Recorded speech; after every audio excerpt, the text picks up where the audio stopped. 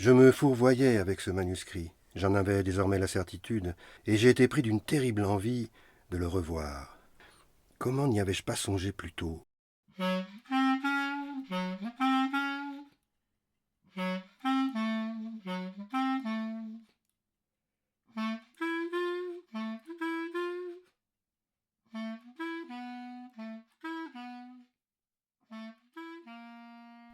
La revue Rue Saint-Ambroise et l'association Rue du Conservatoire vous proposent Le chemin des Ancolis de Daniel Aubin. Nouvelle à paraître dans le numéro 58 de la revue Rue Saint-Ambroise. Lecture François Kergourlet. Musique Charlie Nelson. Tout a commencé ce jour-là, un jour où il ne se passait rien, un jour de silence, d'inaction. Ce jour de confinement, où, faute de mieux, j'ai mis les pieds sur le balcon et j'ai jeté un œil en contrebas vers la cour de ma résidence. Et là, au milieu de la grisaille, cette apparition rose et blanc, irréelle. J'ai cru à un artifice, un spot dissimulé sous la pergola, avant de comprendre. Les vitres de la façade de gauche reflétaient les rayons du soleil couchant, disparus de mon horizon, pour illuminer cet arbuste que j'aurais été bien en peine de nommer, que je n'avais même jamais remarqué. Combien de temps suis-je resté ainsi, immobile, incapable de quitter des yeux ces corolles délicates tendues vers moi, couleur chair à la base, immaculée à l'extrémité, pimpante, charmeuse? Combien de temps ai-je pu me retenir avant de sentir cette humidité le long des joues, moi qui ne pleure jamais? Pas des larmes de tristesse, de découragement, non, une réjouissance bizarre, comme la confirmation que la grâce pouvait encore exister, que la vie allait l'emporter. Sa présence s'est alors imposée à moi.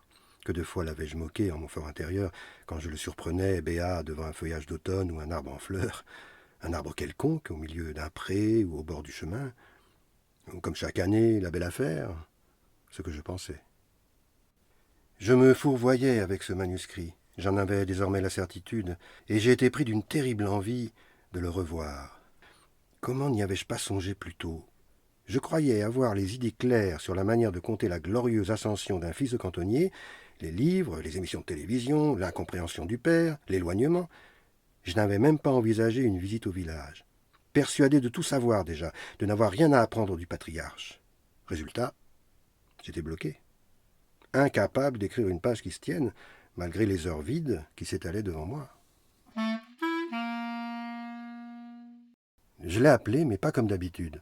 Par acquis de conscience, parce qu'un fils doit prendre des nouvelles de son père. Un magnolien, peut-être. Ma question l'a surpris. Ce soudain regain d'intérêt pour le végétal de la part du rejeton égaré à la ville. J'ai commencé à lui parler du livre que j'écrivais, ou plutôt que j'essayais d'écrire, sans m'étendre encore. Il fallait que je le voie, justement à l'heure où c'était impossible. Je viendrai, dès qu'on pourra à nouveau se déplacer, mon premier voyage sera pour toi. J'imagine qu'il ne m'a pas cru. Mes œuvres, jaquettes brillantes, alignées sur l'étagère à côté des volumes de l'encyclopédie, pas même ouvertes, j'en étais sûr. Je lui avais apporté le premier opus enveloppé en papier cadeau, convaincu de l'impressionner. La preuve de la réussite de son fils. Il ne m'en a jamais reparlé. Les secrets d'alcôve, les combines de politiciens, il s'en foutait royalement. Il avait bien raison. Par politesse ou par orgueil, je lui avais quand même fait livrer les suivants. J'ai mis du temps avant d'en venir à l'objet de ma visite, au livre en cours, à la place qu'il y tiendrait. Mineur, mais indispensable. Qu'est-ce que son écrivaillon de fils allait raconter sur lui? Un pauvre type sans histoire. Parler de sa petite personne après avoir écrit sur un président, sur un animateur de télévision, quelle idée! Réaction prévisible. Mes arguments étaient prêts. Il ne s'agirait que d'un point de départ, un chapitre au plus. Le vrai sujet, c'était moi, mon parcours. Je n'ai pas osé dire ma réussite. Et j'ai sorti l'arme absolue, celle que je réserve aux spécimens les plus récalcitrants. Ce livre existera, que tu le veuilles ou non, mieux vaut coopérer pour exprimer ton point de vue, faire entendre ta voix. Je me disais bien qu'il devait y avoir anguille sous roche. J'ai encaissé. Difficile de lui donner tort, depuis le temps que je n'avais pas mis les pieds au village. Il a fini par accepter malgré tout. On parlera en marchant, sans carnet ni magnétophone, comme un père converse avec son fils, lui raconte ses souvenirs. Il m'a posé la question avec un sourire amusé. Chemin des Ancolis ou chemin des Lys? L'éternel dilemme. Enfant, je choisissais souvent le second parce que le chemin des Ancolis passe devant le cimetière. Aussi parce que des Lys sonnait comme une promesse. Cette fois, j'ai opté pour le premier en suggérant une halte sur la tombe maternelle. Il a approuvé. Les Ancolis sont précoces cette année. Une merveille. C'est à la sortie d'un sous-bois, sur une pente herbeuse, que sont apparues les premières.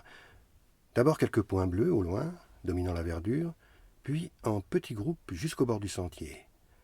Calices d'un bleu intense, profond, comme je n'en avais jamais vu, perchés sur de longues tiges ballottées par le vent. Regarde celle-là.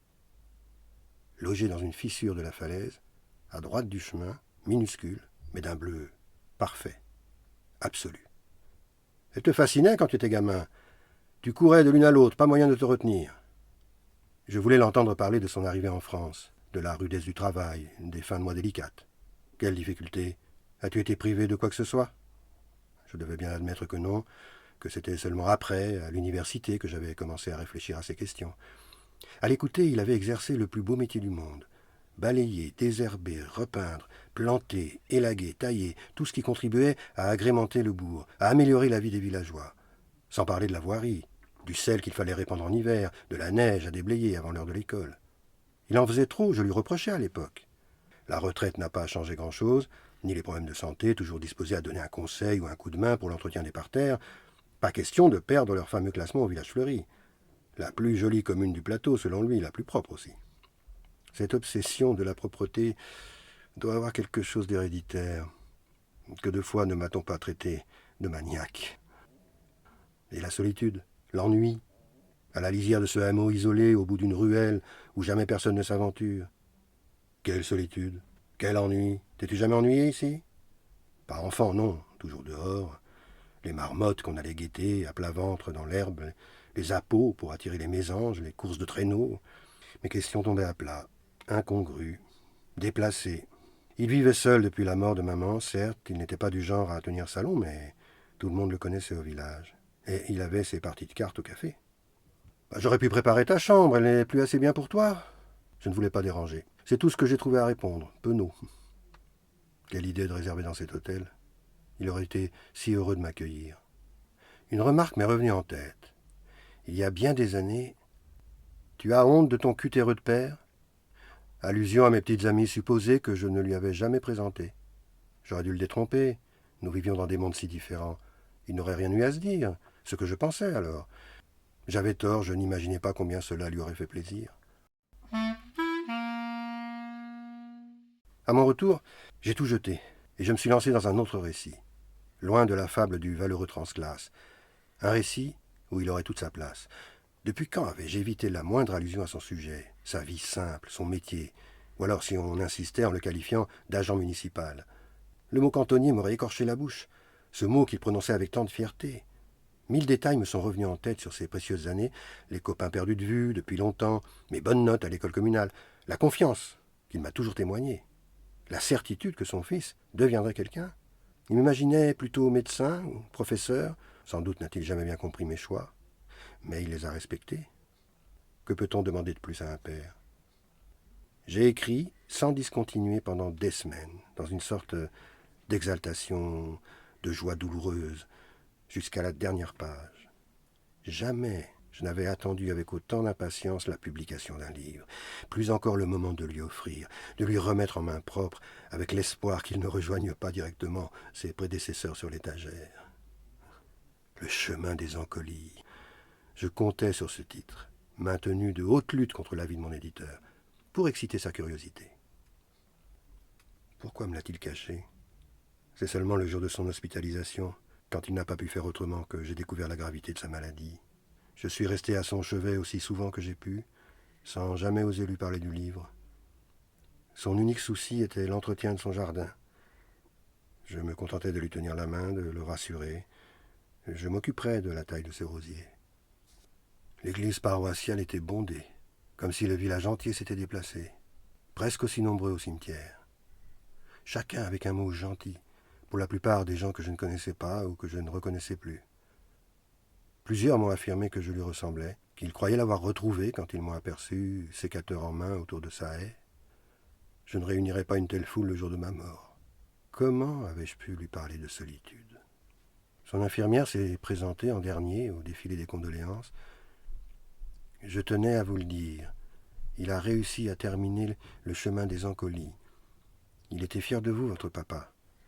Il s'exprimait avec difficulté à la fin, mais je l'ai clairement entendu.